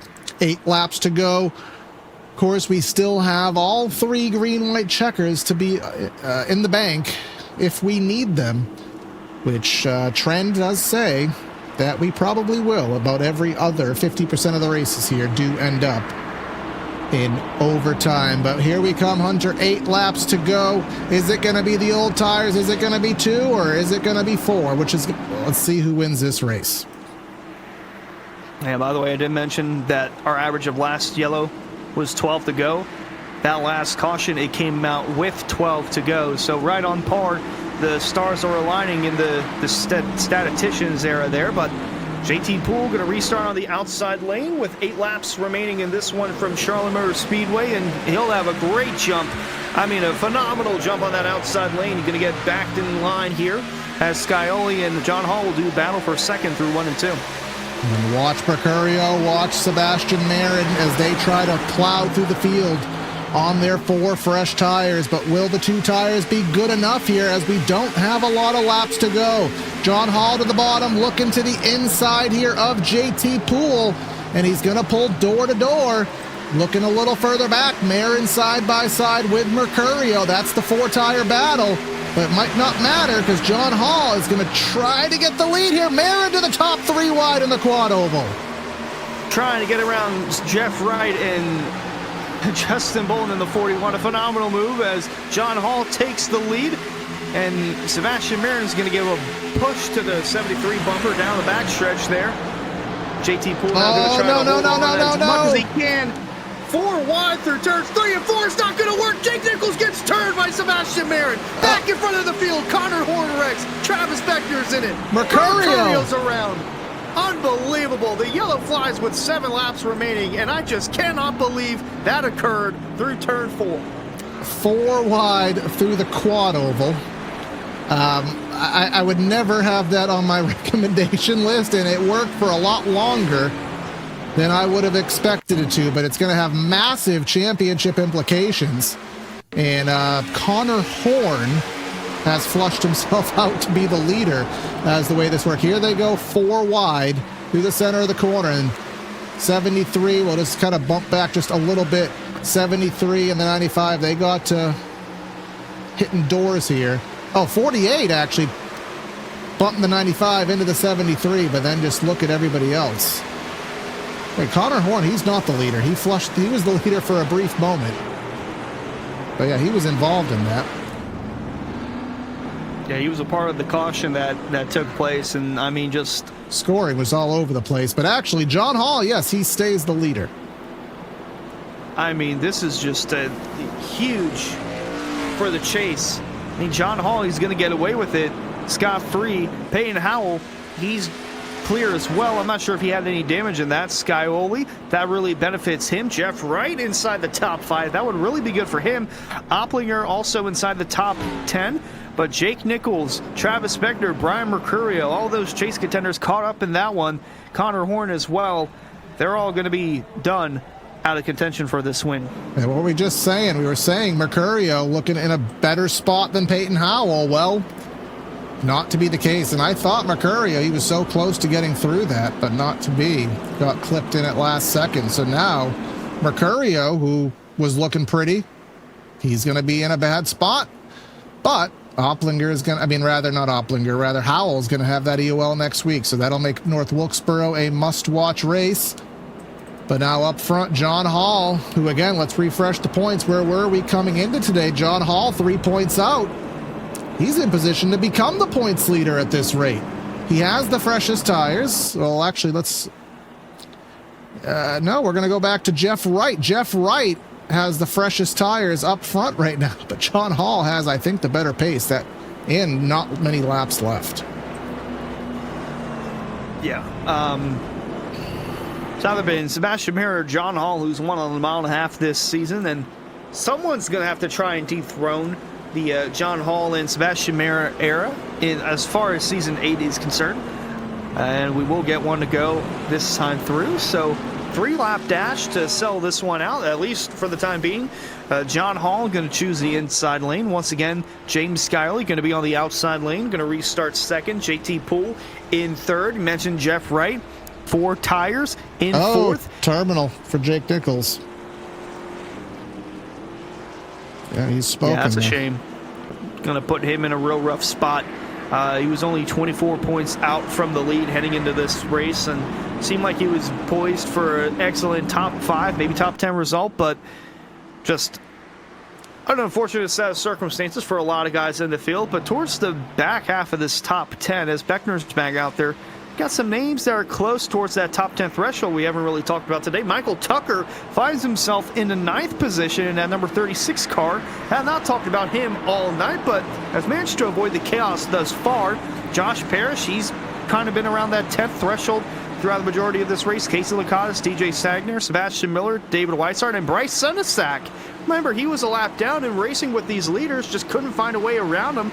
Now, he's in a better spot to possibly get a top 10 out of this one. That's why you can never quit. You can never give up, because you never know what's going to happen and where it can put you at the end of the game here. But 3 laps to go. John Hall on the 2 tires. Scioli on 2 tires. 4 tires. Back there with Jeff Wright on the loud pedal. Phenomenal jump. Looks like Scioli will get down into P2 with relative ease. And that Pepsi car, watch him. He's trying to make some progress. Yeah, he's in a little bit of a pickle right now. He's going to get clear from the 52 on his outside, and now he'll be looking to get around JT Poole for that 3rd spot. But up front, John Hall, James Skyley, they're going to be going at it for the lead through 3 and 4. The 7 car enters higher than the 24, trying to generate a run. He's going to have at least 2 more laps to do something about it. And Jeff Wright has gotten the 3rd, and he is closing in. So we may have ourselves a 3-car race for the lead. Not too far back is Peyton Howell, but it looks like it's going to be one of the top 2, maybe the top 3, coming down the back straightaway for the penultimate time. They're 3 wide in the back. Will we make it to the white flag? Looks like we probably will here. Scioli's going to have to pull off something. I don't know if he's going to have enough, but we'll find out. Only going to have 1 more lap to do so. 2 car lengths separating him and John Hall. The white flag's waving as Justin Bullen and Sebastian Marin are doing battle for that 5th position. John Hall through 1 and 2, working his way on the bottom. Jeff Wright all the way up top. Scioli through the middle. As 5th on back, it's going to be a cluster as cars are bouncing off the wall. Yeah, they're almost wrecking in the back, but it will not matter. The guy who has been dominant this season on the intermediates, John Hall, didn't really lead much of the race, but when it matters, he found himself up front, and he's going to win on another 1.5 miles and probably take the points lead. John Hall wins at Charlotte. Scioli and Jeff Wright, who was the lowest of the chase drivers for majority of the race, finds himself on the podium. Oh, wow, that got really chaotic there in the last 20-ish laps, really. After that first yellow came out, the cautions started coming out one by one, and carnage started to unfold. And when this is all said and done, it's going to be real interesting to see where everyone shakes down the point standings. But in the meantime, it probably will be John Hall, I think, by a smidge over Peyton Howell. Yeah, he should be, as he'll burn it on down. He was 3 points up And he is going to be 3.3 positions ahead of Howell as he burns it on down here at the Charlotte Motor Speedway. What was his final lap lead count? 7. So not the highest number, but you don't need it. You just need to lead the most important lap. But let's go give you the final rundown of results here today from the America's home of racing. It's going to be John Hall up by 0.2 over James Scioli. Jeff Wright on those 4 tires has to settle for a 3rd. Peyton Howell with a 4th. Justin Bolton in 5th. Sebastian Marin, we didn't talk about him after that incident. He did drive up to 6th. Opplinger, Parrish, JT Poole nearly snuck one out. And then DJ Stagner gets himself a top 10. Yeah, Casey Lakatos, unfortunately, coming up a spot short, but Skylar Shackelford, a phenomenal 12th for him after serving his drive-through. Lucas Lodoto, 13th. David Weishart, 15th. Sebastian Miller, 15th. And then Bryce Senesac, Michael Tucker, Jackson Hartman, Travis Spector, Josh Hams in the top 20.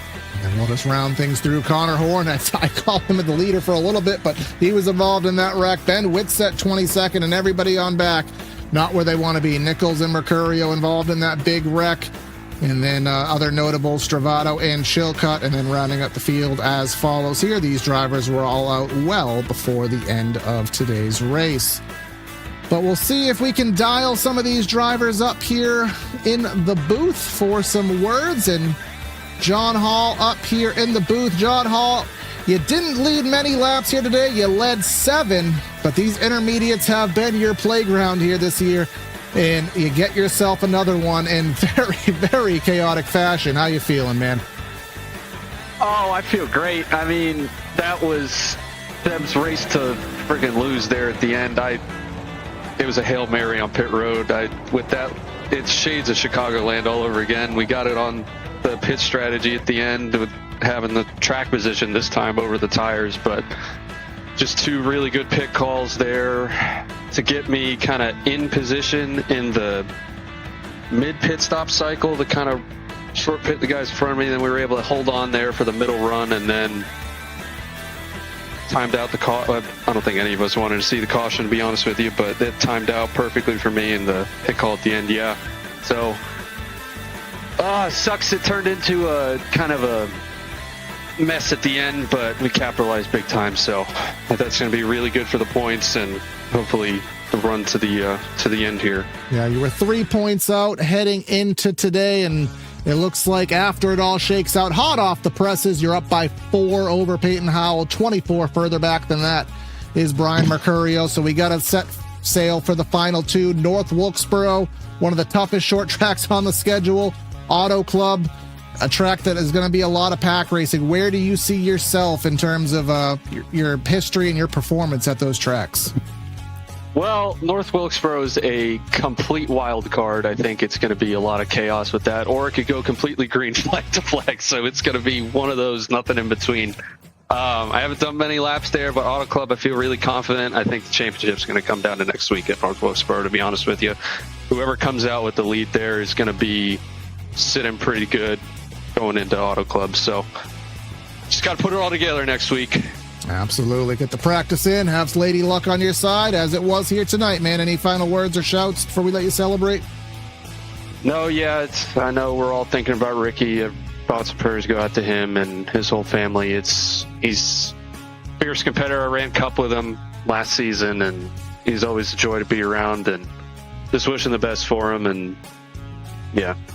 Absolutely, man. Those thoughts are reciprocated with us up top here. Well, congrats, and we'll see what you can do. 2 races to go. See if you can go get it. All right. Thank you guys very much. In second place on the day, James Scioli finds himself 4th in the points with a 2nd here today. He's with Hunter. Yeah, James, congrats on the podium position there, running in 2nd. Chaotic race there at the very end, but take me through your thoughts on the green flag stint, because it seemed like we didn't know how effective tires would be and when you wanted to pit and how long you would want to go on them. But throughout the first 100 laps there, it seemed like it was going to be clean and green. Yeah, it seemed like running long was definitely the move. I just kind of played the strategy based off that top 5 or 6 group that we were running with, and we were pretty much gone from the field. So yeah, running long was good. Just having that tire advantage for the rest of the run seemed to be really fast, and we pulled a lot of time on some of those guys that short pitted. So, but of course the caveat to that is you you definitely spend some time with some bad track position, and that's what put us in the back, and then had to get creative with 2 tires there at the end and gave it a shot. Was 4th on that restart. JT picked the top. I thought that was going to be perfect, but we just wrecked too quick before I was able to build up enough run and really get a chance at him, and then that put me 3rd and John 4th on the next restart, and he was able to time it and get the spot on me. And from that point, I mean, the bottom was just too good unless he made a mistake, and John's good enough. He's not going to make a mistake at the end of these things. So all in all, I'm pretty happy with the P2. Ran pretty good on Monday, ran good again today. Nothing to complain about for sure. And well, after all the chaos that ensued in the final 10 laps, you find yourself up 3 spots in the standings and 4th, only 38 points back from John Hall heading into North Wilkesboro. Take me through your thoughts on that. We've only been there once. You finished inside the top 10. Might need to be a little bit better to get to that John Hall machine, but initial thoughts on North Wilkesboro. Yeah, 38 is just going to be too much. It's not really in my hands there. I just got to keep finishing good and let the races play out. And if anything happens, I'll have a shot. But I mean, all that I can really do is finish up front, and that's why definitely happy with what I ran today. So not usually the best at North Wilkesboro, and I think it is the new Wilkesboro, which I haven't run quite yet. So definitely going to be a bit of a learning curve, but I think we'll find ourselves in a pretty good spot at the end of that one as well. Still within striking distance, going to need some luck on his side, but a solid 2nd place finish from you, James. Congrats on the run. Yeah, thanks guys. Big shout out to you guys for capturing these, the admin team for helping us out as well. Shout out to Aftermark Coffee, Simrap Market, Tiltify, No Kid Hungry for being on the car. Thanks to Lucky Ducks for letting me run, and hopefully we're having another good run and talking to you guys again next week. All right, that is our 2nd place finisher on the day, James Scioli, and wrapping out the podium here today, Jeff Wright in the number 48 gets himself a 3rd on the day. You had those 4 fresh tires. I said you were kind of the lowest of the chase drivers for a good portion of the race down there in the teens, but here it is in money time. You find yourself on the podium, man. How'd you pull that one off? Yeah, we'll take it. Good strategy, and obviously some luck there in the end. Just kind of cautions falling at the right time to net us some track position with, having to start the race with an EOL back in. I think we started 33rd after the EOL. That's a lot of cars to pass, and these guys are all so even that it's really hard to go anywhere. So just got to give a shout out to Reggie Ortega, crew chief there in spotter. Got off on a little bit of an alternate strategy, and was able to take advantage of that caution happening in one of those mid cycles and got us in the top 10. And then kind of from there, just a little bit about survival. These things can get a little bit crazy there at the end, and thankfully we were able to get on through and get ourselves a 3rd place finish. So yeah, we'll take it. Yeah, I mean, you were in great position. You technically had those slightly fresher lefts than the top 2 in front of you. Did you think that there was any opportunity that those lefts would give you enough to get there, or did it kind of equalize out there on that final restart? Yeah, I thought so. I thought we had a chance, but I think we really needed to have the race be, a little bit more laps there at the end to really have a shot. But I mean, even then, these guys are so good. These guys are really tough to beat. So, we couldn't even really get to our bumpers. I don't know if we did get there, if we would have been able to complete the pass anyways. But I was just kind of stoked with the P3. Big congrats to John on the win. Looks like he's got the points lead now going into these final few races. So, we're pretty much, out of the championship hunt, but just try to show up each week and try to keep knocking off some good finishes here. Yeah, I mean, realistically, 4th is within your wheelhouse. With a little luck, you can even get to 3rd if all shakes out, man. But I'll give you the floor for any shouts or thanks you want to give for your podium tonight. Yeah, just big thanks again, Reggie Ortega, doing the spot and crew chiefing all season long. Appreciate him being here for me doing that. Gives all the guys at Central United a shout out. Thanks for having me on your guys' team. And then also just big thanks to Area, Jacob Bell, and everybody with the league for putting these events on. It's a lot of fun, and this is one tough competitive league, that's for sure. Absolutely, and you're right up there with the best of them, man. Congrats, and we'll talk to you soon, hopefully. All right, thanks, Corey. Well, that'll wrap things up here from Charlotte. Well, we ran, about 100 laps of this race, Greed Hunter, and then we turned into a little bit of a rough and tumble, but John Hall continues his streak here on the intermediates. Yeah, a great race overall. It had a little bit of everything for those that wanted clean and green racing. We had that for the first 100 laps, and for those that tuned in for complete calamity, we had that for the last 30 laps or so, but that wreck with 7 to go, that changed the trajectory of everything in the point standings. Looking at it now, John Hall 4 points ahead of Peyton Howell. Brian Mercurio, he entered tied with Peyton Howell. He's now down to third, 24 points back. We mentioned with him, that being Scioli, he's fourth, 38 points back. Kind of on the brink of needing something to happen. Jake Nichols might be a little too far back. He's 46 points out in the fifth. Jeff Wright up to sixth in the standings, 47 points back. And those that are in red, if you go on the website and look at the standings, Alex Chilcutt, 54 points back. Opplinger, 56. Although he had top 10, it wasn't enough to put him in a better spot in points. Travato down to ninth in the standings after that race. Beckner, Horn, and Kerr all the way down in the bottom three. But Travis Beckner, he did win in Season 6 at North Wilkesboro. But again, that was on the old layout. I believe we'll be on the new layout come next week. Way replicating what you saw in this past NASCAR weekend. Make sure you like, share, comment, subscribe here on PTR TV. If you're on Twitch, consider subscribing on Twitch. Get yourself double points custom emotes and turn your double points into free merch in the long haul. And stay tuned. We'll be back at it with all of our broadcast next week. Triple bypass, full week of area, elbows out road course racing, and again, area coming to the end of the season. Only 2 weeks left to go. That's going to be Corey and Hunter signing out of the booth. Have a great night, and we'll catch you next time.